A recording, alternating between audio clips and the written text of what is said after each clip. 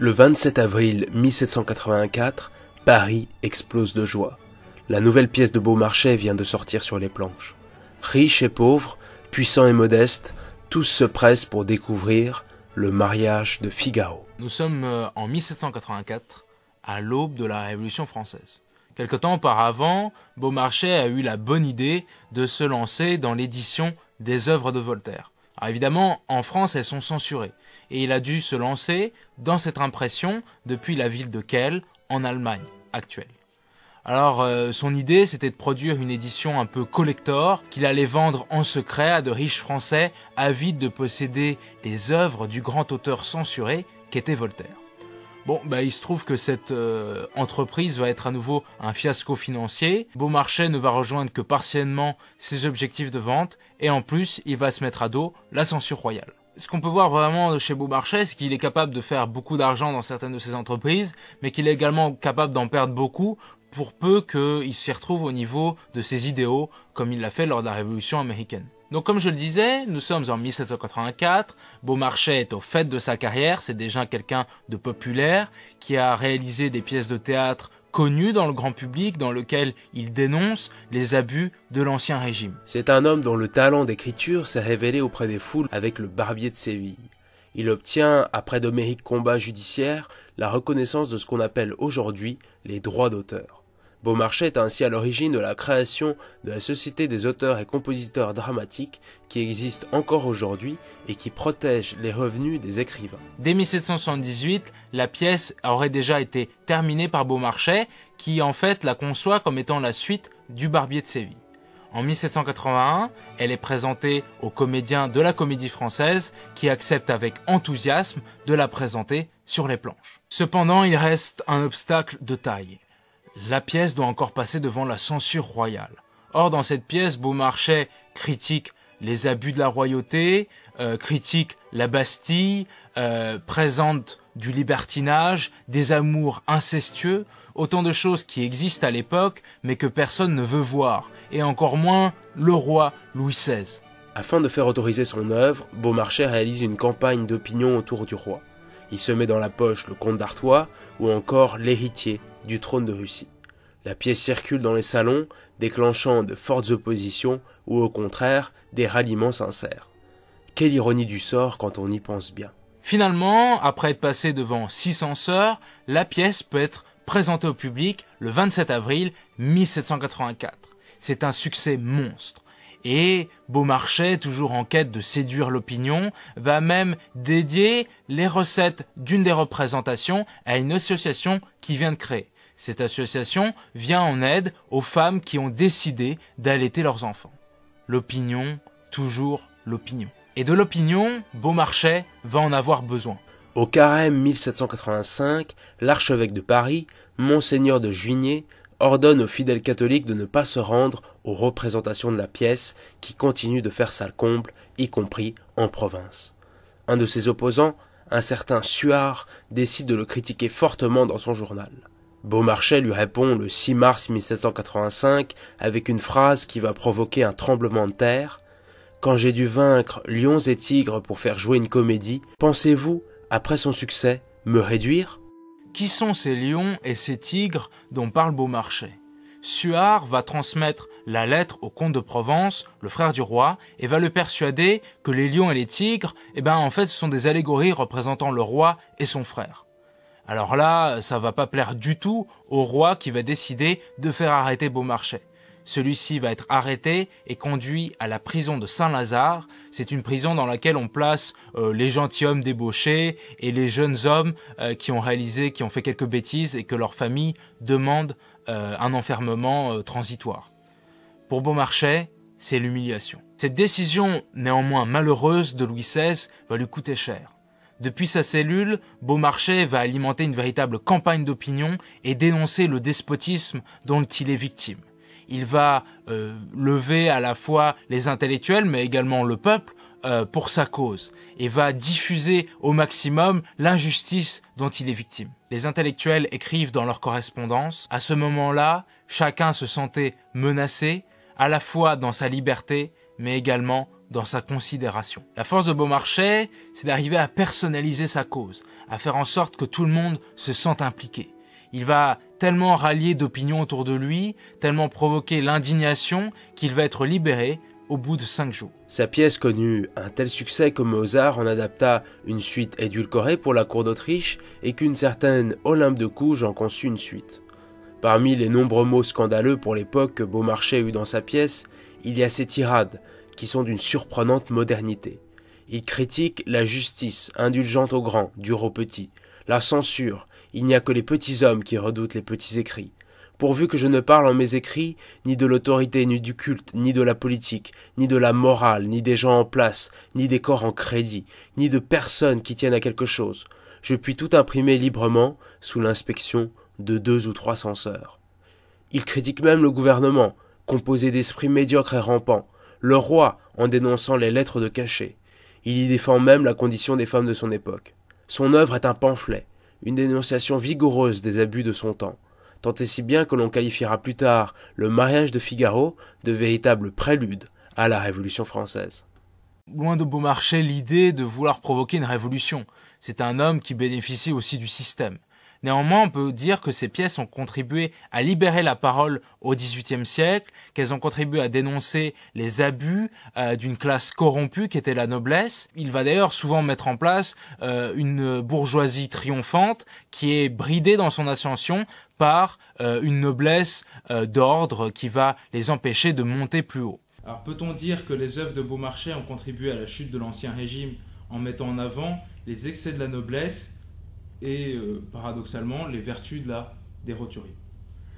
Alors culturellement, oui, parce que je pense notamment au mariage de Figaro, puisque il prend une situation fictive en Espagne avec le comte Almaviva. Alors il y a quand même un certain clin d'œil, puisque on sait bien qu'il y avait aussi la dynastie des Bourbons en Espagne, donc ça peut rappeler, on va dire symboliquement, finalement la dynastie des Bourbons globalement, notamment la dynastie aînée, la branche aînée, donc française. Il y a en effet un élément de critique, puisque on voit des nobles qui finalement sont assez marqués par de la bêtise, notamment le comte Almaviva qui se fait jouer dans le mariage de Figaro. Contrairement au Barbier de Séville, où là, quand même, il a une figure un peu plus positive, on va dire, et où finalement, certes, il est aidé par son valet, mais il reste dans une situation, on va dire, un peu plus valorisante.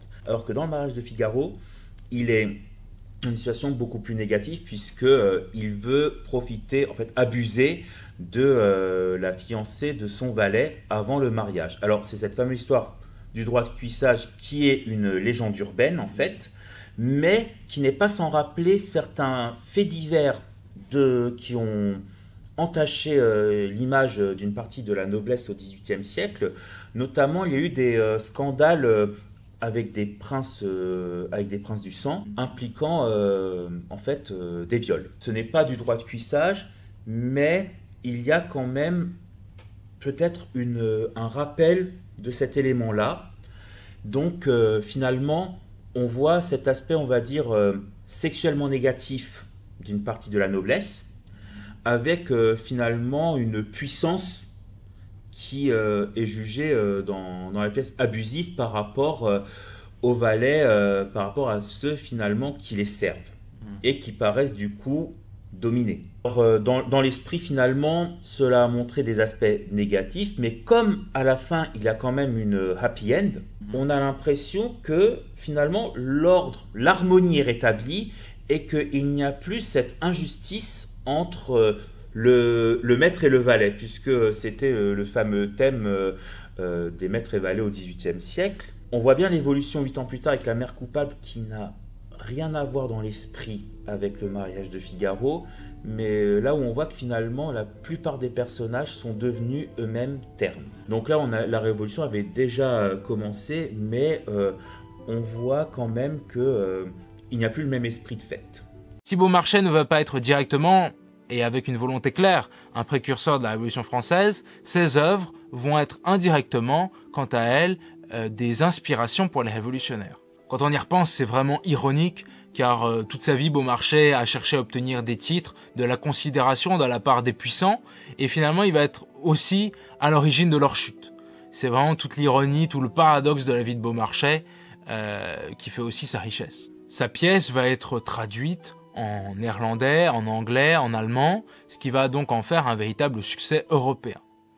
Et donc Beaumarchais va décider de se remarier. En effet, ses poches sont pleines. Il faut s'imaginer qu'une représentation, ça lui rapporte environ 6000 livres, évidemment à partager avec les comédiens, mais quand on sait que la pièce est rapidement arrivée à la 100e représentation, car elle a été représentée à Paris et en province, eh ben ça donne une idée quand même des revenus qu'il a réussi à dégager grâce à cette œuvre. Ainsi, en 1786, il décide d'épouser celle qui est sa compagne depuis 8 ans, Marie-Thérèse de Willer-Malaz. Ensemble, ils auront une fille et Beaumarchais lui vouera un amour quand même assez sincère. Il la décrira comme étant sa ménagère, ce qui était en réalité quelque chose d'affectueux pour Beaumarchais. Et s'il lui voue un attachement réel, évidemment, il ne pourra pas s'empêcher d'aller voir ailleurs. Hein. Autre temps, autre mœurs. En 1787, la famille va emménager dans un beau quartier de Paris, dans une maison de 4000 m². Le 26 juin 1787, il acquiert cette maison et ses dépendances, place de la Bastille.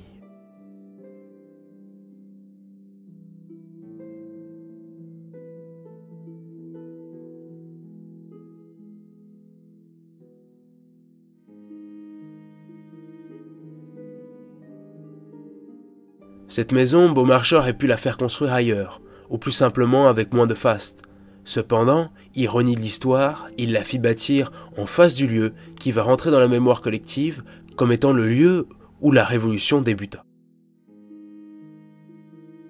Sa maison, il la fit construire à 2 rues d'ici et elle lui coûta 1 700 000 livres, soit 5 fois le prix du devis initial. En 1787, il publie une nouvelle pièce sur les planches intitulée Tarare et en 1791, encore une nouvelle pièce intitulée La mère coupable. Ces deux pièces sont assez déprimantes et bien que La mère coupable soit en fait une suite du mariage de Figaro, on retrouve un peu les vieux démons de Beaumarchais, notamment lorsqu'il avait écrit ses premières pièces, on retrouve un drame finalement assez plat. Ensuite, entre 1792 et 1799, un imbroglio politico-militaire va l'impliquer, ça va être l'affaire des fusils de Hollande. En effet, Beaumarchais va se retrouver impliqué dans l'achat d'une livraison de fusils qu'il comptait livrer au nouveau pouvoir révolutionnaire. Maltraité par les pouvoirs républicains et sous-payé, Beaumarchais va vivre un véritable calvaire, tant et si bien que pendant 2 ans, jusqu'en juillet 1796, il va être inscrit sur la liste des immigrés et va devoir rester à Hambourg, donc en Allemagne actuelle, et ne pouvait pas rentrer en France. Finalement, en 1796, il rentre en France et retrouve sa maison, donc située près de l'ancienne Bastille. Et au cours des années où il a été en voyage à l'étranger, sa maison a été très largement endommagée. Et bien qu'il puisse à nouveau y emménager, c'est un Beaumarchais véritablement affaibli et malade qui termine ses dernières années dans les années 1790 à Paris.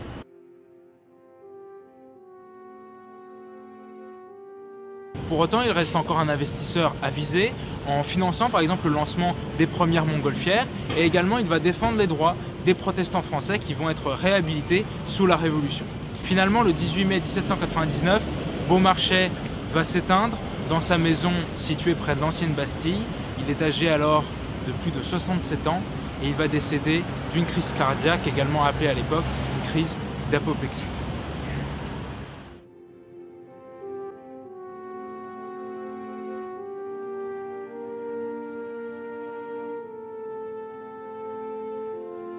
Donc dans votre hôtel, vous êtes amené à rencontrer beaucoup de clients internationaux, des clients qui peuvent être attirés par le nom Beaumarchais, également par une ambiance du XVIIIe siècle.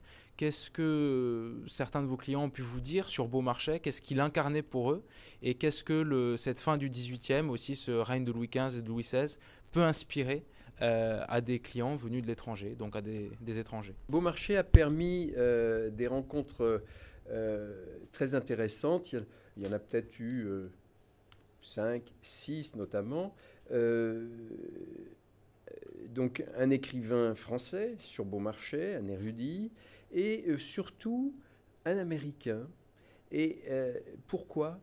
C'est parce que Beaumarchais est lié à la guerre d'indépendance américaine, donc un moment qui est essentiel pour les Américains, puisque j'oserais dire que c'est le début de leur histoire.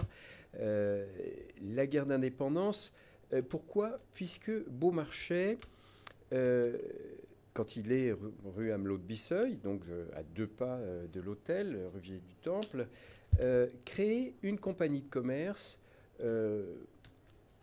pour dire la vérité, essentiellement pour gagner beaucoup d'argent, puisqu'il voit que là, il y a une ouverture extraordinaire avec ce commerce pour gagner beaucoup d'argent. Et il ne gagnera pas du tout d'argent avec cette compagnie de commerce, si ce n'est qu'il sauvera sa tête, c'est quand même pas négligeable. Et pourquoi il ne gagnera pas d'argent? Mais à quoi servira sa compagnie de commerce? Une chose fabuleuse, ça a été d'aider la guerre d'indépendance américaine. C'est quelque chose que connaissent les Américains férus d'histoire et férus de leur histoire. Et j'ai pu avoir un entretien qui était très long avec un client qui est venu d'ailleurs parce que Beaumarchais était associé au nom de l'hôtel.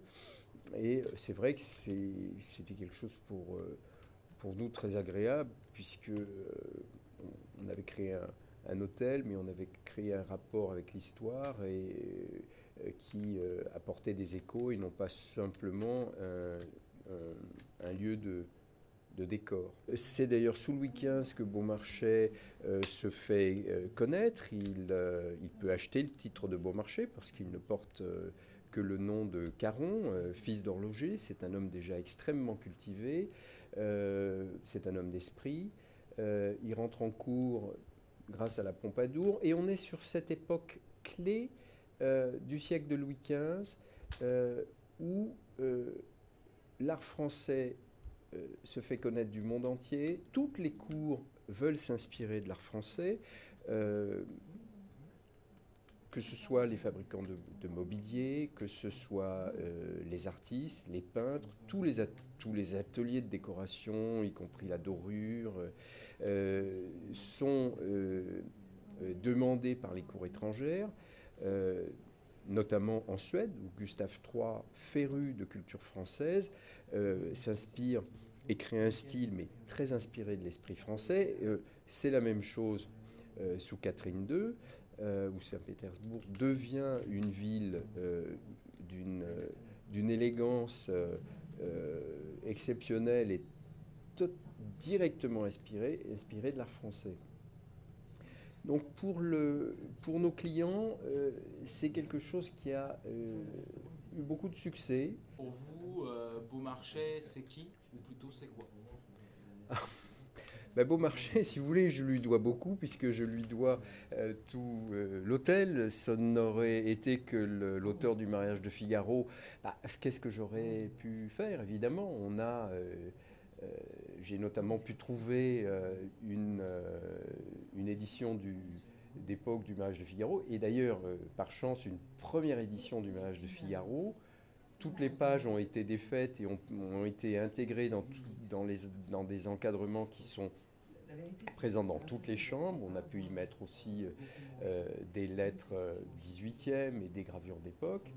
Mais pour répondre à votre question, ce que Beaumarchais représente pour moi, donc ça a été cette ouverture sur le XVIIIe siècle, puisque c'est un homme qui multiface, cultivé, totalement dans l'esprit de son temps et même en avance, puisque s'il a sauvé sa tête, c'est qu'il avait déjà, non pas, c'est pas uniquement parce qu'il a aidé la guerre d'indépendance américaine, mais c'est aussi parce qu'il avait déjà des idées d'avant-garde sur le vieillissement de cette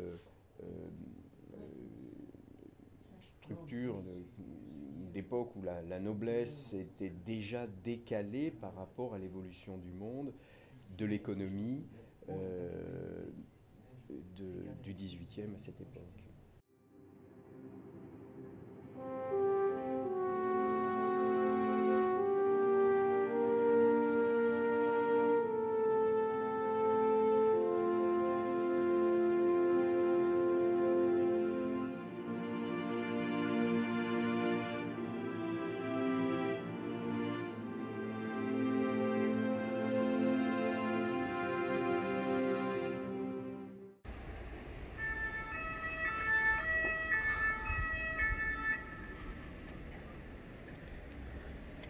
personnes.